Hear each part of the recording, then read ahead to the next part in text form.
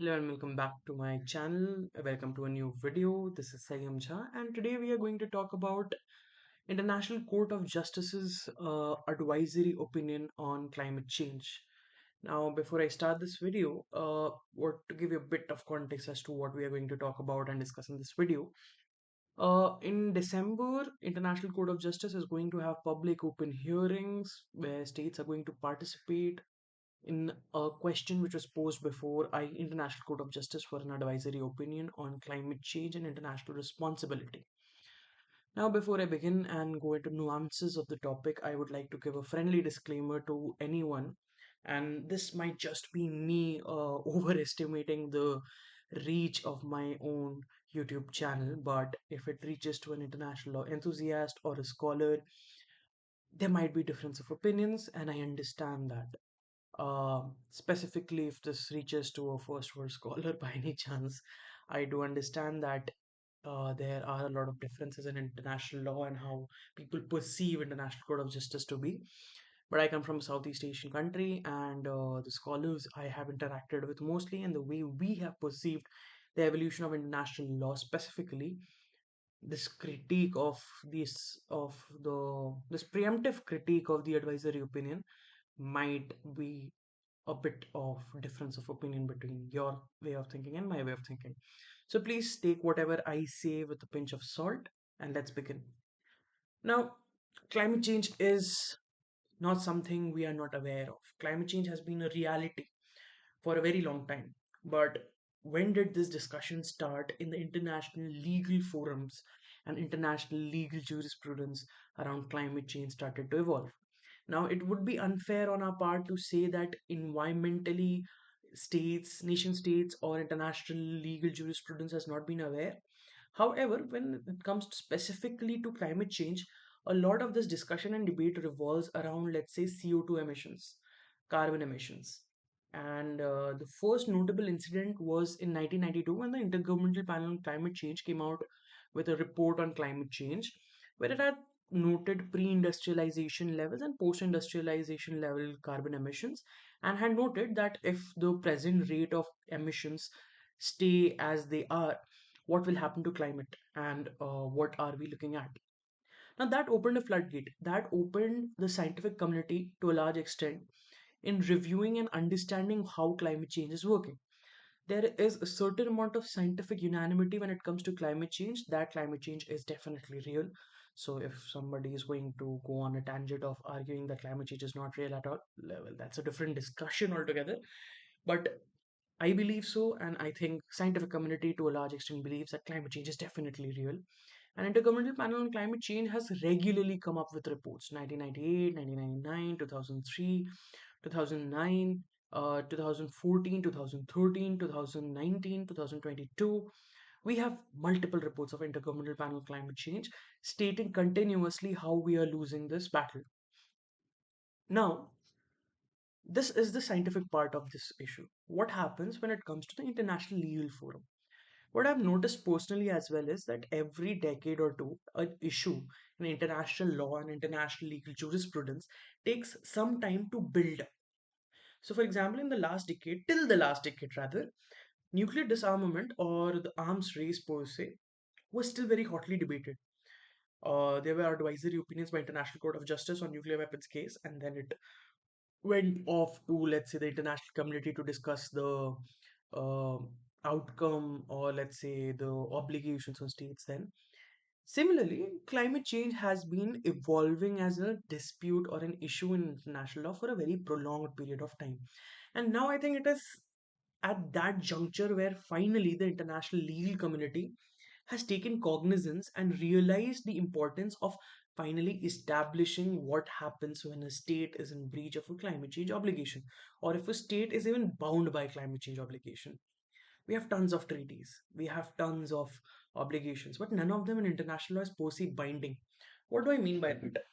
Now we know that an advisory opinion is on its way, but when it comes to climate change, an advisory opinion does not really mean a lot. Why do I say that? We have seen and we have noted in past that International Court of Justice, which is supposed to be the torchbearer and the zenith of international law, protecting states and protecting obligations and enforcing these legal obligations on wrongdoers or states not complying with their obligations, has failed the states to a large extent. It comes out as a very biased body. Why do I say that?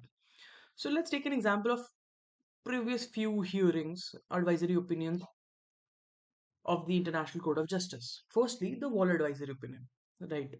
Israel Palestine issue, for example, or the nuclear weapons case. In all these advisory opinions, the International Court of Justice had the teeth to go out and note on record things which it will never do in a contentious jurisdiction, in a contentious dispute. What do I mean by that? Contentious dispute is when a country proceeds in ICJ against another country. For example, in Kulbhushan Jadhav's case, India versus Pakistan, or Gambia versus Myanmar, or Costa Rica versus Nicaragua. Advisory opinions are different. They are not directed towards one country. They are not proceeded to per se against another country. So let's say even if ICJ goes on to make a declaration, it is not being directly enforced against someone. And secondly, unless and until ICJ today sits down and reads a lot of provisions or obligations related to custom, it won't per se have an impact on most of the states. Similarly, ICJ had taken cognizance of this mere small fact in previous AOs, and they had and said things which they could not enforce. For example, in nuclear weapons case, there has been a contentious dispute as well. ICJ, well, it's a different matter of point that ICJ decided on a technicality that it has lost jurisdiction and thus the matter was over.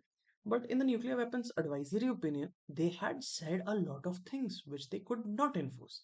Similarly, what happens in this dispute? Why is this advisory opinion so important? Recently, International Tribunal on Law of Seas, uh, Inter-American Court of Human Rights, they all have come up with advisory opinions on climate change. And they have noted that climate change obligations are real. So let's say if a state is in violation of such an obligation, its responsibility can be invoked. But let's say ICJ does that, then what happens? Now, why do I say that the ITLOS advisory opinion or the Inter-American Court of Human Rights advisory opinion is also not that relevant in the current matter? Because even though they have set these obligations in stone and they have gotten the ball rolling, these are all advisory opinions. So today, let's say International Court of Justice sits and says that yes, climate change obligations are real, and if a state is in violation of climate change obligations, let's say they do not reduce their emissions, or emissions can, let's say, have a causal relationship to a small island state losing its territory or a state getting impacted, what happens then? Can a state, let's say India, actually, let's not take an example of India, let's take an example of a small island state, if it loses amount of its territory or is impacted by climate change induced calamities, it goes and invokes the jurisdiction of this court against another state. How do you pin the responsibility against a state for climate change? Emissions are conventionally a very global phenomenon, right? So, if you have all these nations who are emitters of greenhouse gases, who are contributing actively to climate change, how can one state proceed against only one state and pin a responsibility against that state? Secondly, even if you have a mechanism to do that, if the other country simply does not accept the jurisdiction of the International Court of Justice, what happens then? This is the classical flaw of advisory opinion. Today, even if the court breaks the barrier, goes out and gives an opinion, it won't really matter as much. I don't want to paint a grim picture, but this is where I believe the International Court of Justice does have an opportunity, a landmark opportunity to at least theoretically establish that yes, climate change obligations are real, states are mandated to reduce their emissions, they're mandated to protect the common shared resources. But what happens even if the International Court of Justice does say that? Can only go on a step beyond and establish that, let's say, the obligation is real and then can have some tangible impact for the global community at large, is when ICJ sits down and also lays down a mechanism which states what happens when a state wants to proceed. against another state for violating its climate change obligations. One. And to all of this is contingent on the fact that we are assuming that the International Court of Justice is going to sit down and state that yes, states are obligated to fulfill their climate change obligations. So these are a few questions which will be interesting to note, and this is what mostly the debate around climate change advisory opinion is about. I know I have not gone into nuances of, let's say, the responsibility regime or uh, what exactly are the states' written submissions are with respect to climate change advisory opinions. However, the fact remains that a lot of it is due to be revealed in December because not all written submissions are public, not a lot of things are in public domain yet. So it will be interesting to follow what happens next year when ICJ finally comes out with a, let's say, judgment and advisory opinion on this question which has been posed to it, and secondly what happens in the oral hearings, what actually the states have are going to claim, how those, let's say, responsibility regime is going to look like if it is going to be established as such. Going to be an interesting couple of months for international legal community and international environmental law. So stay tuned and please do like, share, and subscribe if you like this video. If you have any ideas or comments as to what I should be talking about or should be doing with this YouTube channel, please let me know. Trust me, I would love to know where to take this channel forward to. And yeah, thank you so much. Have a nice day.